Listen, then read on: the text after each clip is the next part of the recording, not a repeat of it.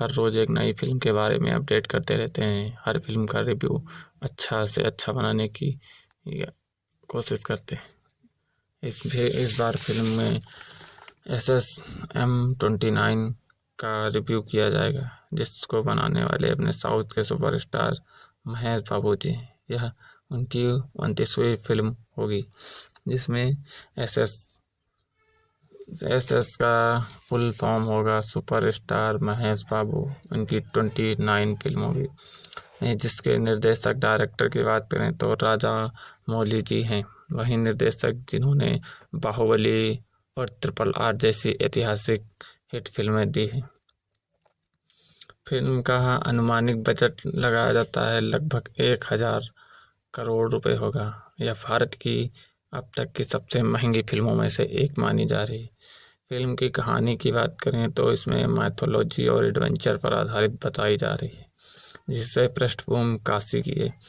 इसमें जंगल, रहस्य स्थानों और प्राचीन सभ्यता की कहानी दिखाई जाएगी। फिल्म में एक एस्पिक एडवेंचर थीम होगी, जिसमें महेश बाबू एक खोजी अर्थात योद्धा की भूमिका निभा रहे होते हैं। फिल्म की शूटिंग की बात करें तो इसमें हैदराबाद, उड़ीसा और अन्य विदेशी स्थानों पर भी शूटिंग की जाएगी। फिल्म को 2 भागों में लगभग रिलीज किया जाएगा। फिल्म का एडवेंचर मूवी कहाँ जा रही है, इसमें पैन इंडिया और पैन वर्ल्ड पर रिलीज किया जाएगा। इसमें वीएफएक्स की बात करें तो एक एक्शन सीक्वेंस बहुत ही पैमाने पर होगा।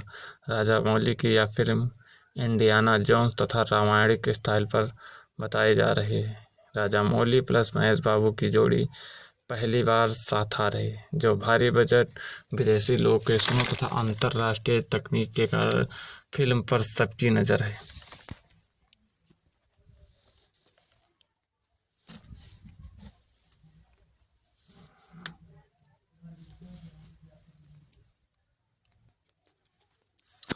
फिल्म भारतीय सिनेमा की नई परिभाषा रचने वाले SS राजामौली तथा साउथ के सुपरस्टार महेश बाबू जी के जब ये दोनों नाम एक ही फ्रेम में आते हैं तो उम्मीदें आसमान छूती हैं।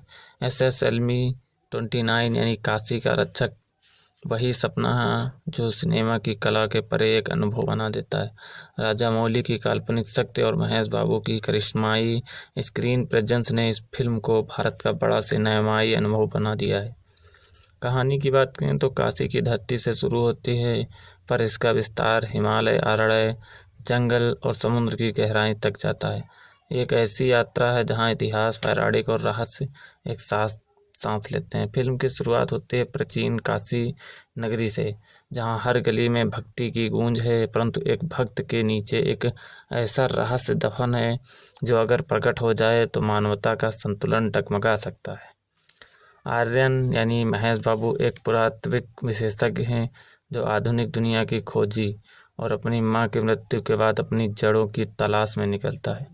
उसे एक प्राचीन ग्रंथ मिलता है जिसमें लिखा है कि काशी की आत्मा को बचाने वाला एक योद्धा फिर जन्म लेगा, जो अंधकार फिर लौटेगा। आर्यन इस भविष्यवाणी को एक किंवदंती मानकर छोड़ देते हैं, लेकिन धीरे धीरे उसके चारों ओर रहस्यमयी घटनाएं होने लगती हैं। नदी का जल लाल पड़ जाता है और काशी में भूकंप आते हैं और आसमान में अजीब चिन्ह उभरने लगते हैं। वहीं दूसरी ओर असुर राणा, एक रहस्यमयी संत जो असल में हजारों साल पुराने देते हैं, अमरता पाने के लिए काशी चक्र नामक दिव्य शक्ति को पुनर्जीवित करना चाहता है। यह चक्र 5 तत्वों से मिलकर बना है: जल, अग्नि, वायु, पृथ्वी और आकाश। इन तत्वों की रक्षा 5 प्राचीन मंदिरों में होती है, जो आज भी दुनिया के अलग अलग हिस्से में छिपे हैं। आर्यन को अनजाने में इस खोज ने खींच लिया जाता है और वह बन जाता है काशी का रक्षक। कहानी का पहला भाग हमें उड़ीसा और केरल के घने जंगलों में ले जाता है। आर्यन एक पुरानी शिला में छिपे अग्नि तत्व की खोज में निकलता है, जहां दृश्य अपने भव्य हैं कि हर फ्रेम किसी पेंटिंग जैसा लगता है। ऊंचे पेड़, पिघलता हुआ सूर्य और नदियों की चमकती धाराएं उसे यहाँ मिलती हैं मीरा, प्रियंका चोपड़ा एक वैज्ञानिक जो एक रहस्य को वैज्ञानिक दृष्टि से समझना चाहते हैं। मीरा और आर्यन की जोड़ी सिर्फ प्रेम नहीं बल्कि दो विचारधाराओं का मिलन है, जो मानता है कि विज्ञान सब कुछ समझ सकता है और दूसरा कहता है कि सिर्फ कुछ बातें आस्था ही जानती हैं। यहाँ दोनों एक प्राचीन जनजाति से मिलते हैं जो रक्षक वंश कहलाती है। यह लोग सदियों से उस शक्ति की रक्षा कर रहे हैं। एक अद्भुत दृश्य में आर्यन अग्नि तत्व को सक्रिय करता है और उसकी आंखों में पहली बार चमक आती है, जैसे कोई देवतंतु उसमें जाग उठा हो। कहानी के दूसरे भाग की बात करें तो जिसमें असुर राणा अब जल तंतु की खोज में हिमालय पहुंच चुका है। राजा मौली ने यह हिमालयी दृश्यों का इतना विशाल रूप दिया है कि दर्शक ठहर कर हृदय को महसूस करता है। बर्फ में घिरा हुआ मंदिर, झरने में बहते हुए रहस्य और तूफान में गूंजती संस्कृत श्लोक, हर चीज रोमांच से भरी है। असुर राणा के पास अब 4 तत्व हैं, बस आकाश तत्व बाकी है।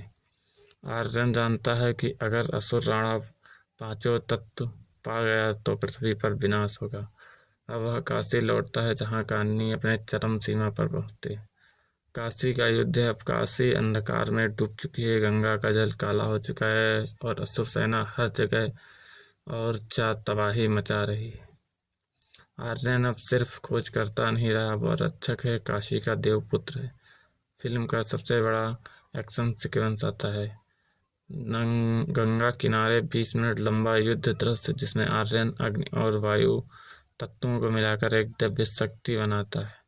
राजा मौली ने CGI और व्यवहारिक सेट दोनों का मिश्रण ऐसा किया कि वह सीन हॉलीवुड का स्तर लगता है। अंत में असुर राणा आकाश तत्व को सक्रिय करने की कोशिश करता है, लेकिन आर्यन मानवता की शक्ति से उसे रोक देता है और कहता है तत्व की शक्ति ईश्वर ने दी है, पर इसका उपयोग इंसान तय करता है, विनाश के लिए या रक्षा के लिए। यह संवाद फिल्म की आत्मा है। अंत में आर्यन असुर को हराकर तत्वों को पुनः ब्रह्मांड में विलीन कर देता है। काशी का संतुलन लौट जाता है, पर आर्यन खुद अदृश्य हो जाता है, जैसा कोई रक्षक जो अपना काम पूरा कर चुका हो। ठीक, फिल्म की सबसे बड़ी ताकत इसका दृश्य संचार है। जिससे फिल्म का रिव्यू अच्छा लगे तो फिल्म चैनल को सब्सक्राइब करें तथा बेल आइकन को प्रेस करें।